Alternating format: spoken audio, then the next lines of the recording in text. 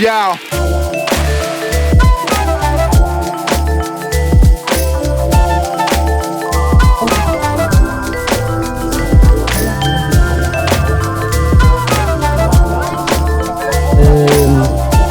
Wszystkie rzeczy są oryginalne. Neues Event, neues Video von 9FF. Kein Jan ist zu sehen, dafür ein Jan und ein Lars. Ja, wir sind hier auf einem Porsche-Treffen in Polen und wie euch versprochen wurde, soll es nochmal Videos zu den Fahrzeugen oder Kundenfahrzeugen der Firma 9FF geben und deswegen präsentieren wir euch jetzt hier einmal mein Fahrzeug. Und meins? Welche von der Firma 9FF umgebaut wurden. Zwei unterschiedliche Konzepte oder obwohl eigentlich analoge Konzepte, aber doch ziemlich unterschiedlich im Detail. Und die würden wir euch gerne heute mal vorstellen. Möchtest du beginnen mit dem, Ja, sehr gerne. Erzählen über dein Auto? Also, oder wollen wir vielleicht erstmal einleitend erzählen, dass wir beide eigentlich zusammen auf die bescheuerte Idee gekommen sind, Ja. unser Hobby, ich glaube, auf das höchste Level zu heben, indem wir uns beide 997 Turbo gekauft haben. Und diese, ja, wie man jetzt gleich in dem Video sehen kann, doch maximal umgebaut haben und ja, wie wir uns da beide, glaube ich, auch gegenseitig so ein bisschen gepusht haben, dass die Fahrzeuge nun so dastehen, wie sie hier zu sehen sein werden. Ich habe dieses Auto erworben vor knapp 3 Jahren als originalen 997 Turbo MK1 mit Metzger-Motor, mit dem Hintergedanken schon, dass es umgebaut wird auf GT2 RS. Dieser Umbau hat beinhaltet die komplette vordere Front mit den Lufteinlässen, sei es mit den Seitenschwellern, der Heckdeckel. Damit war das so karosserieoptisch gemacht. Es war für mich sehr wichtig, dass ein originaler Porsche Überrollbügel reinkommt, dann originale Carbon-Klappschalensitze von Porsche, Mooshammer, Lufteinlässe, die großen. Ja, und letztendlich hat Jan dann irgendwann die wahnsinnige Idee gehabt, die Autos von 5x130 Lochkreis auf Zentralverschluss umzubauen, um diese GT3-Räder an dem Auto zu verbauen vom 991. Jan hat es dann als erstes durchgezogen. Ich war so geflasht davon, dass ich gesagt habe, okay, machen wir da wieder ein gemeinsames Ding raus. Jan hat die vorderen Radlaufverbreiterungen verbaut vom GT2 RS. Ich habe sie noch nicht verbaut, sie sind aber vorhanden. Ganz einfach aus dem Grund, weil es sonst nicht matcht mit den Felgen. Die Felgen stehen einfach zu weit drin mit den Kotflügelverbreiterungen. Deswegen hat Jan sich damals entschlossen, bei Asphalt Dream Wheels sich die Räder bauen zu lassen. Ja, und im Großen und Ganzen, sage ich mal, hat es knapp 2 Jahre gedauert, um das Auto so hinzustellen, wie das Auto jetzt steht. Der Karosserieumbau beinhaltet eine originale GT2 RS-Stoßstange, die wurde neu erworben. Wie gesagt, über alle Länder verteilt haben wir diese Teile gekauft, sei es aus Belgien, Italien, England, überall quasi zusammengekauft. Der Unterschied zu der Turbostoßstange ist halt einfach der große Lufteinlass, der mittlere Lufteinlass und halt die Kühlerlüftung oben. Dafür musste auch das ganze Kühlerpaket umgebaut werden, weil es sonst nicht an diese Stoßstange passt. Plus die große Frontspoilerlippe, die hier die GT2 von der GT2 RS unterscheidet. Ne? Wäre noch zu erwähnen. Das stimmt auch, genau. GT2, ne? GT2 RS, halt der GT. Die GT2 RS Spoilerlippe ist weiter ausladend, also nach vorne weiter ausladend und signifikant oder gut zu erkennen an den Erhöhungen im mittleren Bereich hier. Ja, die Räder, wie gesagt, sind vom 991 GT3, 20 Zoll. Dahinter sah die originale Turbobremse, sag ich mal, sehr klein aus, was uns optisch, sag ich mal, nicht zugesagt hat. Deswegen wurde hier eine größere Bremsanlage verbaut von der Firma Gemballa. Die vorderen Scheiben haben einen Umfang von 405 mm und die hinteren von 390 mm. Mit 6 Kolbensätteln vorne, 4 Kolbensättel hinten. Das optisch macht es was her und es bremst halt auch dementsprechend, weil die Autos auch leistungsangepasst worden sind. Bei der Firma 9FF, der Datenstand wurde auf GT2 RS angepasst und die Leistung natürlich auch dementsprechend angepasst. Wo wir schon da sind, was hast du für ein Fahrwerk verbaut? In dem Fahrwerk, in dem Auto haben wir einen KW V3 gepfeffert verbaut. Das wurde eingebaut und abgestimmt bei der Firma Ulich. Der seit Jahren, sage ich mal, auch in der Porsche-Szene bekannt sein dürfte. Der hat das Auto quasi abgestimmt. Fahrwerkstechnisch wurden noch vom Fahrschemel die GT3-Lager verbaut, damit das Auto nicht so einen schwammigen Geradeauslauf hat auf der Autobahn. Bei hohen Geschwindigkeiten schaukelt sich das gerne mal auf. Der bekannte Lämmerarsch. Ja? Ja, der Lämmerschwanz, genau. Das wurde damit beseitigt. So, sage ich mal, hat man bei der Leistung und bei den Geschwindigkeiten halt auch ein super Fahrgefühl bei hohen Geschwindigkeiten. Ich sag mal, die größte Herausforderung mit war, glaube ich, die Umbau des Hecks, weil, wie gesagt, ist ein MK1 Turbo. Der hat normalerweise die Halogenrückleuchten. Hier wurde alles komplett umgebaut auf Original MK2 Optik mit originalen Porsche Rückleuchten. Da wurde auch nichts irgendwie gefrickelt oder so verdrahtet, dass es leuchtet. Es wurden original die Steuergeräte verbaut in dem Auto und alles so angeschlossen, dass es wie beim originalen MK2 praktisch funktioniert. Auch über einen Fehlerspeicher ausgelesen, eingelesen und so weiter werden kann. Da sage ich mal, das war schon eine Herausforderung. Des Weiteren wurde die GT2 RS-Stoßstange verbaut. Dies kann man sehen an den Carbon-Auslässen. Das hast du halt nur beim GT2 RS. Das unten mit dem Diffusor, ja, und halt der Heckdeckel komplett aus Carbon mit den großen Lufteinlässen an den Seiten. Ich glaube, wir hatten so ein Auto noch nie, deswegen kann man es vielleicht auch einmal erwähnen, wofür das RST steht hierbei, 911 RST. Ja, es ist halt kein originaler GT2 RS, von daher wäre es in meinen Augen nicht korrekt, sag ich mal, das Auto als GT2 RS zu betiteln. Haben wir uns Gedanken gemacht und der Jan ist auf die Idee gekommen, halt RS Turbo. Ne? Und ist ja im Grunde genau das Gegenteil von einem G-Turbo, den wir ja anbieten. Ne? Genau. G-Turbo ist ja eigentlich ein GT-Fahrzeug umgebaut auf Turbo und das ist genau andersrum. Ein Genau, wir haben Turbofahrzeuge auf RS. GT-Optik umgebaut. Ja. ja, Natürlich genau. mit teilweise unterschiedlichen Komponenten, die wir verwendet haben, aber grundsätzlich war halt die Idee, eben ja, aus dem Turbofahrzeug oder Grundfahrzeug dann eben doch irgendwo ja, in die Richtung eines GT2 RS zu gehen, aber uns trotzdem noch irgendwo zu differenzieren, dass das nicht einfach nur ein simpler Klon des Fahrzeugs ist. Ja. Ja, besonders interessant bei dem Auto, mit mein Highlight ist auf jeden Fall der Innenraum, da können wir vielleicht mal rangehen. Ja, das ist halt, wie gesagt, eine Original-Turbo-Innenausstattung gewesen. Mir war halt auch wichtig bei dem Umbau, dass die Autos kein Schiebedach haben, weil es die GT-Modelle halt nicht mit Schiebedächern gibt. Dann wird sofort auffallen, dass es ein Klon ist. Von daher, es sollte so detail- und original sein, wie es eben nur geht. Wie schon angesprochen, war es dann halt mir wichtig, die originalen GT2 RS-Sitze für das Auto zu bekommen. Und dann halt, wie gesagt, mit den Carbonarbeiten, die in dem Auto gemacht worden sind, umgebaut das PCM auf das neue PCM Classic. Läuft alles, funktioniert alles. Auto ist im, sag ich mal, sehr guten Zustand gewesen, als ich das Auto bekommen habe. Da hat das Auto knapp 43.000 Kilometer erst gelaufen. Jetzt hat er 47.000 Kilometer gelaufen. Ja, viele Carbonarbeiten durchgeführt, Sattlerarbeiten durchgeführt. Das muss man sagen, das ist unfassbar, ne? Ja, das ist also Inneneinlagerung von den Türen, die Griffe, die Einstiege, natürlich alles ums Lenkrad drumherum, Mittelkonsole. also laminiert. Ne? Diese Teile gibt es halt nicht in echt Carbon. Ja, mir war wichtig halt einen originalen Porsche Überrollbügel zu montieren, damit der Anschluss, die Erweiterung nach vorne gegeben ist. Hatte mich dann aber letztendlich dazu entschlossen, die nicht zu verbauen, aus Bequemlichkeitsgründen vom Ein- und Aussteigen. Jan hat sie verbaut, sieht natürlich äußerst brutal aus, aber wie gesagt, bei mir ist es aus Bequemlichkeitsgründen gewesen, dass ich es halt nicht verbaut habe. Ja, wie gesagt, der Heckdeckel ist, kann man von hier oben schön sehen, komplett aus Carbon. Dementsprechend wiegt er nichts.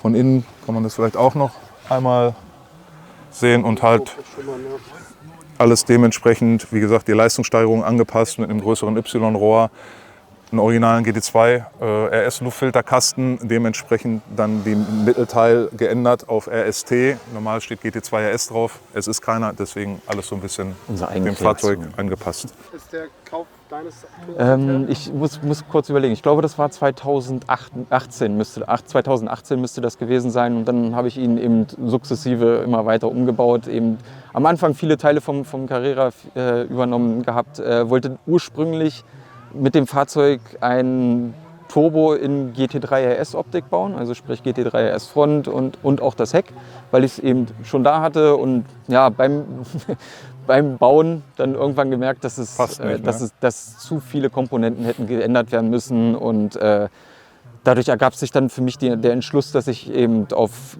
GT2 RS-Optik schwenke. Zum Beispiel die Kotflügel hatte ich ja eben schon, so musste ich in Anführungszeichen nur die Front ändern. Analog wie bei Lars war es natürlich da auch mit der Teilebeschaffung eine gewisse Herausforderung, würde ich mal sagen. Ja. Wir haben viele Stunden im Netz verbracht, um die einzelnen Teile zu finden und das dann am Ende zu dem zusammenzufügen, was es jetzt am Ende ist. GT2 RS-Front mit schönen schwarzen Scheinwerfern und viele wird es jetzt wahrscheinlich stören, wenn sie gleich drauf schauen werden mit US-Blinkern.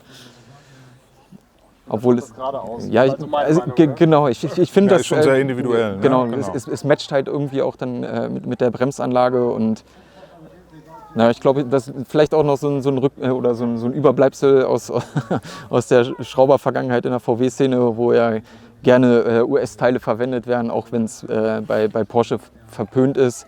Ich bin da, also ich sage immer, ich bin da nicht gern gefangen in irgendwelchen Restriktionen und baue so ein Fahrzeug, weil es ist ja am Ende des Tages mein Fahrzeug, mir muss es gefallen.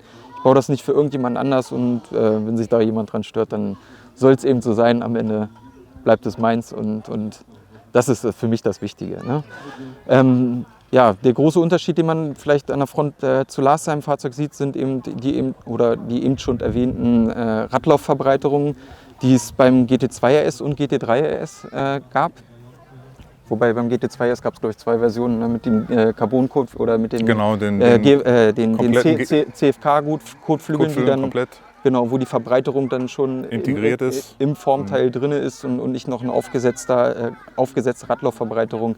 Aber ja, hier eben die analoge Version zum GT3 RS, GT2 RS mit dem Übergang eben in die Stoßstange und den verbreiterten Seitenblinkern. Dann, wenn wir weiter rumgehen, ich glaube, wir arbeiten uns so sukzessive nach hinten, ne? Sieht man die Asphalt Dreams Wheels, die Lars eben eingangs schon erwähnt hatte, sind Einzelanfertigungen eben entsprechend für dieses Fahrzeug in technischen Maßen, wie ich sie mir gerne gewünscht hätte oder gewünscht habe. So sind sie auch gefertigt worden, in Verbindung mit dem Zentralverschlussumbau. Und ja, letztes Jahr haben wir dann zusätzlich auch noch auf die 991 Turbo S Keramikbremsanlage umgebaut. Größe 20 Zoll, vorne hinten, also nicht wie bei den aktuellen GT-Modellen, dass man einen Durchmesser oder einen Größenunterschied zwischen der Felgen an Vorder- und Hinterachse hat. Also vorne sind es 9x20, hinten 12x20. Fahre sie mit 245 30 R20 und 325 25 R20 Reifen, wären wir wieder analog zum GT2 RS in den breiten Dimensionen der Reifen. Querschnitt natürlich beim GT2 RS wäre anders, weil 19 Zoll. Ne? Verbaut ist bei mir kein gepfeffertes KW, sondern KW V3 mit HLS4 Liftsystem. Das können wir vielleicht nachher nochmal aufnehmen mit Liftfunktion analog zu den Porsche oder analogen Porsche-Systemen. Ja. Ne? 3,5 cm Anhebefähigkeit. Verbaut sind rundum. An beiden Achsen. Ja, an beiden also Achsen. Nicht nur genau. vorne, sondern an beiden HLS4, Achsen. genau. Verbaut vorne wie hinten GT3-Querlenker, Zugstreben und alles, was das Uniball gelagerte Regal noch so hergab. Fahrschemel ebenfalls versteift wie bei Lars, um den Lämmerschwanz zu vermeiden bei höheren Geschwindigkeiten. Dann gehen wir mal weiter. Seitenschweller sollten bekannt sein, Firma 9FF. Bei mir eben, also Grundschweller ist dann der Turbo bzw. Carrera 4 Seitenschweller und dann eben mit den Formteilen der Firma 9FF. Lufteinlässe analog zu Lars sein. Die Mooshammer Scoops, wie wir sie eben schon beschrieben haben. Und am Heck differenzieren wir uns dann wieder ein bisschen. Bei mir verbaut ebenfalls GT2 RS Heckstoßstange mit eben beschriebenen Lufteinlässen und auch dem Wechsel dann automatisch oder bedingt durch den Umbau auf die Facelift-Rückleuchten mit gleichfalls Anpassung der Steuergeräte und entsprechender Programmierung, damit kein Gelöte und irgendwelche Schwachstellen in das Fahrzeug eingebaut werden. Ja, final dann noch zu erwähnen, eben bei mir kein GT2 RS Heckspoiler, sondern der GT3 RS, eben als Überbleibsel von meinem alten Projekt.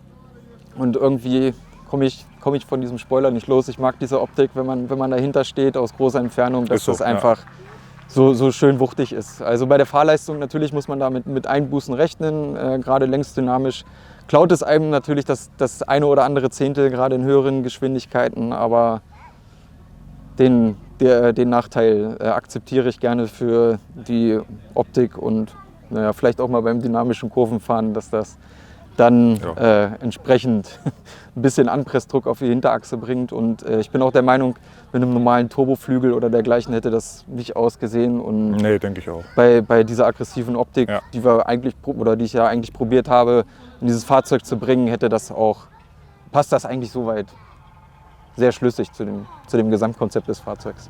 Analog zu Lars, viel verbautes Carbon. Da wären wir auch an den Punkten, wo er mir dann sehr viel geholfen und unterstützt hat, weil er gute Bezugsquellen hat fürs Laminieren.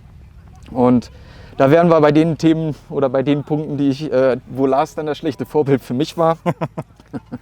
Und 991 Lenkrad verbaut. CAE-Shifter für sportliches Fahrverhalten, macht unheimlich viel Spaß, verändert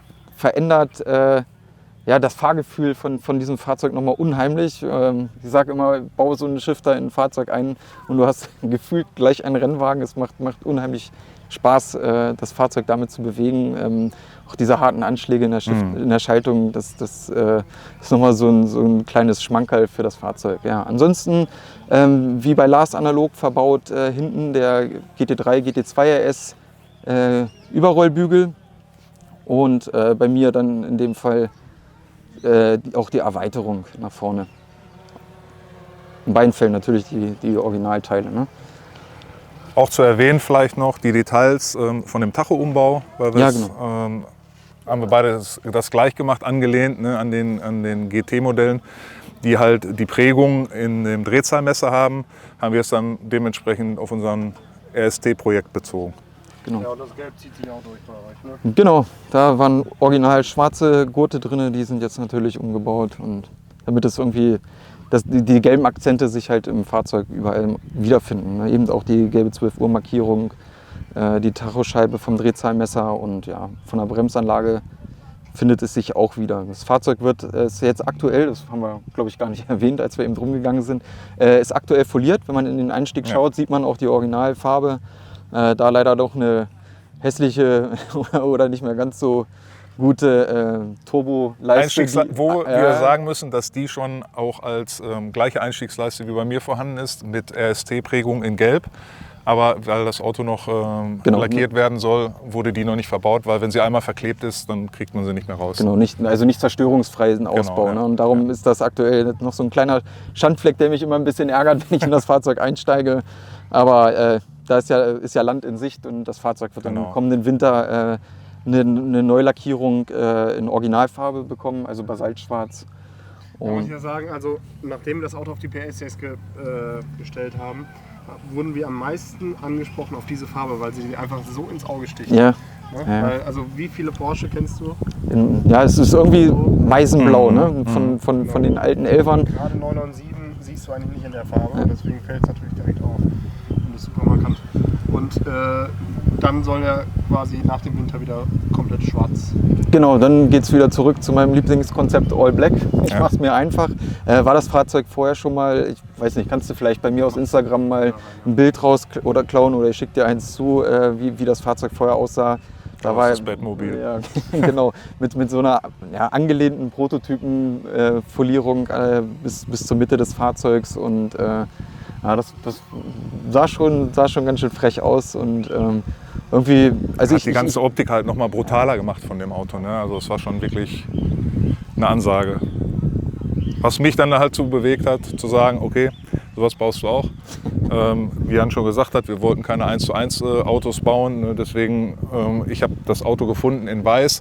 Das Auto hat eine super saubere Historie gehabt und mein Vorgänger war auch weiß. Dann habe ich gesagt, knüpfst du halt wieder am weißen Auto an. Und dementsprechend, wenn das Auto dann vom Jan wieder fertig ist, sind wir quasi black and white unterwegs. Wie sind wir auf die Firma 9FF gekommen? Lässt sich nicht ganz so einfach erklären, oder vielleicht doch schon einfach erklären. Also ich hatte im Vorfeld oder die lange Zeit, bevor wir als Kunden zu euch gekommen sind, schon Kontakt mit dem Jannis. Wenn ich Fragen hatte, gerade bezüglich Aggregat, dann habe ich mit ihm sehr guten Kontakt gehabt über Social-Media-Kanäle und er hat mir da sehr gut mit Rat und Tat zur Seite gestanden und bei uns beiden eigentlich auch, muss man wirklich sagen. Da war er im Grunde genommen selbstlos, weil wir noch keine Kunden waren. Aber so sieht man, wenn man im Kontakt steht, dann kann sich daraus auch was entwickeln. Ja. Also ich möchte mittlerweile sagen, ist ja so eine Richtung Freundschaft schon fast entstanden. Ne? Ja, auf jeden Fall. Mit ihm zusammen. Und wie sind wir dann jetzt letztlich dazu gekommen, oder erstmal ich und dich dann Du hast mich wieder reingerissen. Genau, wieder mal hinterhergezogen. Als schlechtes Vorbild hätten wir es wieder. Mein Fahrzeug hat leider nicht die ganz saubere Historie oder gute Historie wie dein Fahrzeug, was eben allein schon durch die geringere Laufleistung eben resultiert. Als ich das Fahrzeug angeschafft hatte, war die Laufleistung zwar noch nicht sechsstellig, aber schon kurz davor. Hatte das Fahrzeug damals mit einer Motorrevision schon gekauft, die eine recht bekannte Firma durchgeführt hatte. Das war für mich damals auch der Beweggrund, hauptsächlich dieses Fahrzeug hier zu kaufen. Neben dem, er ist schwarz und hat kein Schiebedach und ist ein Handschalter. Und dann ereilte mich im Grunde genommen, dass das eins der typischen, beziehungsweise eine der Krankheiten dieser Aggregate, in dem die Tandempumpe das erste Mal aufgab. Und da hatte ich sie dann noch selbst ersetzt, weil zum Glück nur die Tandempumpe selber beschädigt war. Und dann habe ich ein Neuteil verbaut und tatsächlich nach 50 Kilometern ist auch dieses leider teure Neuteil dann wieder zerstört worden. Und hat dabei leider dann den Nockenantrieb, den die Pumpe eben hat, mit abgerissen und der verschwand in den Tiefen des Aggregats. So, dann befand ich mich ja, glaube ich, auch zu dem Zeitpunkt gerade im Hausbau. Habe das Fahrzeug erstmal enttäuscht und wütend weggestellt gehabt. Ging, glaube ich, auch mit Corona einher. Da war das dann nicht ganz so schlimm, wie es mich, glaube ich, erwischt hätte, wenn man dann in schönen Sommertagen und Nächten zu Hause gesessen hätte. Und also das hat dich schon die ein oder andere Nerv gekostet, ne? Auf jeden Fall. Und viele Telefonstunden untereinander, ne? Wo ich dann doch mein Like geklagt habe und bin dann eben damit natürlich auf Jannis zugegangen. Er hatte mir auch schon gesagt, dass das ein bekanntes Problem ist. Die Firma 9FF dafür auch eine Lösung hat, die ja jetzt hier auch an dem Aggregat verbaut ist. Und dann entwickelte sich dann eigentlich schon ein recht konkreter Plan daraus, was Jannis dann in dem Fahrzeug später mal machen sollte. Hatte irgendwie ich glaube vor 20 Jahren schon die ersten Fahrzeugzeitschriften über 9FF oder Auto, Motorsport und dergleichen in der Hand, voll, ne? Klar. Wo 9FF ja immer wieder erwähnt wurde und auch so, dass... Ja. Ich denke, es ist auch halt sehr bekannt in der Porsche-Szene, 9FF. Wer Porsche kennt auch 9FF. Ne? Einmal das so. und was halt viel wichtiger waren, sind halt diese Fabelwerte der Fahrleistung, die Fahrzeuge auch vor 20 Jahren schon erzielt haben.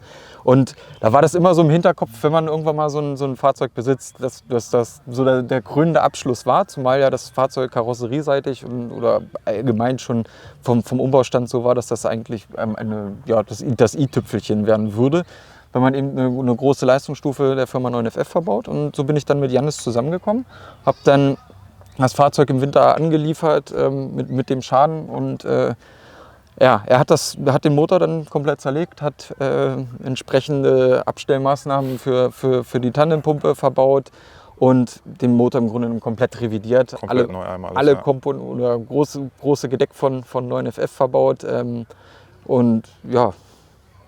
That's it. So bin ich eigentlich. Also ich sag mal, das Ding, wo wir auch mega stolz drauf sind, ist einfach, dass die Autos beide komplett alles, was an den Fahrzeugen geändert wurde, ist alles TÜV-konform, ist straßengerecht. Die Autos dürfen so fahren, wie sie sind. Sämtliche Bauteile, sei es eine Heckstoßstange, sei es ein Käfig, sei es ein Heckflügel, sei es eine Bremsanlage, ist alles über die Firma 9FF eingetragen worden.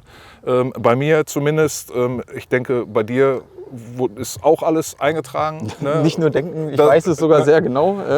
Das sind bei solchen Umbauten, denke ich mal, schon so Besonderheiten. Ne? Weil das läuft immer am Ende darauf hinaus, wo man sagt, ach, das sieht schon keiner, das merkt schon keiner bei einer Kontrolle oder so. Ich glaube, wir sind da beide so ein bisschen gebrandmarkt in diese Richtung und sind da wirklich auf Nummer sicher gegangen und haben wirklich bis zur letzten Schraube alles abnehmen lassen und eintragen lassen bei den Autos. Ja, also um das nochmal so ein bisschen zu entschärfen, bei mir war natürlich vorher schon eigentlich alles eingetragen. Bis auf eben die Aggregate-Leistungssteigerung, die dann eben durch die Firma 9FF noch nachträglich gekommen ist. Und das wurde dann eben, klar muss es dann mit in Verbindung mit allen anderen Änderungen irgendwo auch abgenommen werden. Gerade so das Thema Reifen, Felgen, Bremsanlage ist dann bei leistungsgesteigerten Fahrzeugen großes Thema, dass das in Verbindung mit der Leistungssteigerung dann TÜV-konform ist. Aber das ist bei diesem Fahrzeug nun alles so, wie es sein soll. Und ja, somit können wir halt auch auf deutschen Straßen mit den Fahrzeugen uns bewegen, viel Spaß haben. Und ich würde sagen, wir gucken noch mal bei mir in den Motorraum rein. Das haben wir nämlich gänzlich vergessen. Dann kannst du den Schwenk an uns vorbei noch mal machen.